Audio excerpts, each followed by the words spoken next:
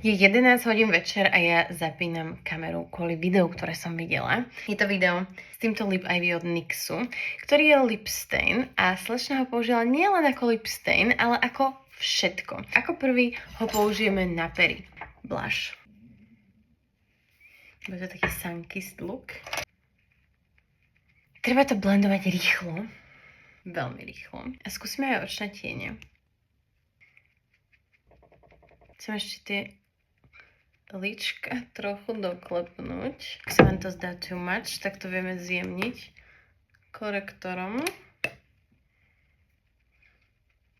No a posledný krok. Tada! Hotovo. A ja si myslím, že môže byť. Akože s full face make-upom, alebo teda s lepším make-upom, takým nepokúpaním by to bolo lepšie. Ale dosť pekné. Páči sa mi to.